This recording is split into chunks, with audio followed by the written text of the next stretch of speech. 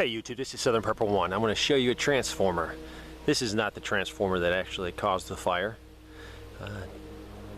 2 weeks ago on a Sunday in the afternoon, we got a call. Basically a brush fire. So I responded. It was actually only about 2.5 to 3 miles from the house. And I got there very quickly. It was just by chance. I was actually dressed, with shoes on. My wife got the gate for me, so my response time was very good. Probably 3 to 4 minutes I arrived on the scene from getting the tones.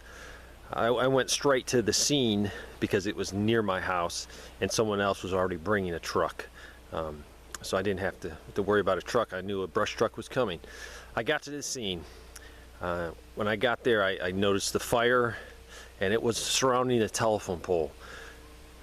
There was leaves, heavy leaves and trees.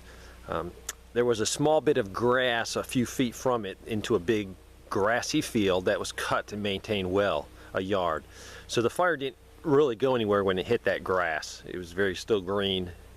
But we were in thick leaves and trees.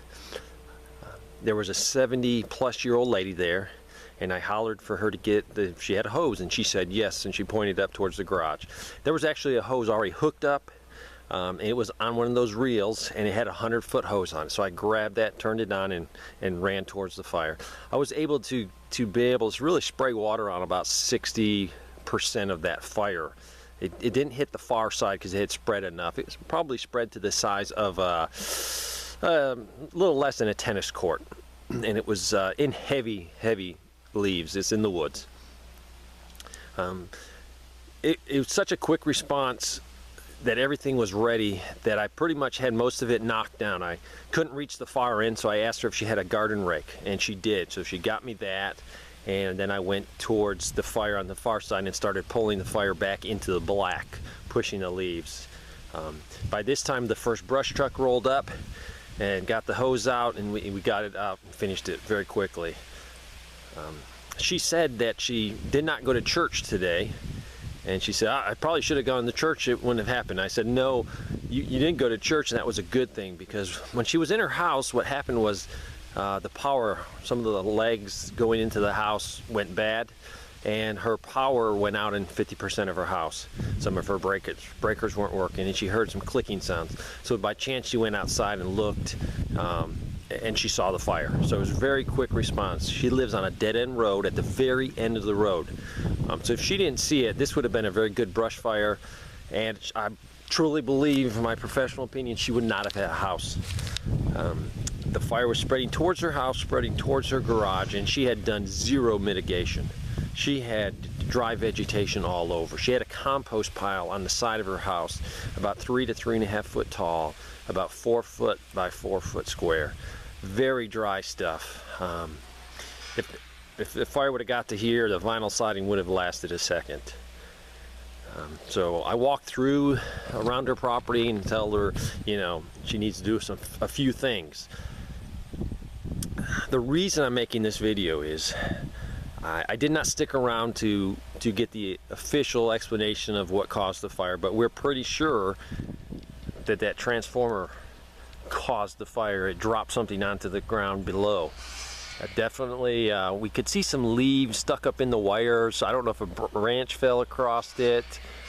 There was a reason for it, and I believe it then shorted out and dropped things on the ground. And when it fell, it was in the leaves, so it got going. It was a little bit of wind, so that didn't help.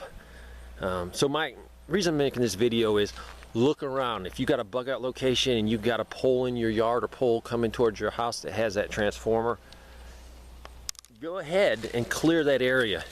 If you could put a little gravel around it, or if you could at least remove any dead vegetation. Right now I got leaves around mine. They get removed with the blower. But if you have a bug out location and you got these things in your woods and there's a lot of combustible material around it, remove it. So if you do have a problem, I haven't seen this problem before. I mean, we've had transformers start on fire. That's a common occurrence. But usually we get to it before it actually drops stuff. But I think because it was in the heavy woods, a limb, some leaves got in there, and that caused either caused the fire or contributed to that burning and then falling to the ground, causing a small brush fire. So look at your transformers, go ahead and clear around it, especially if it's a bug out location, you're not there a lot. If she was at church, probably would have lost her garage and her house just because she had zero mitigation, and mitigation is removing the fuel sources around it. She lived in the woods, so you know the leaves fell where they fell. She had a lot of overgrown bushes with a lot of dead stuff.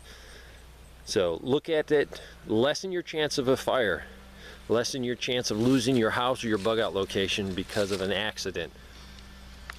Thanks for watching.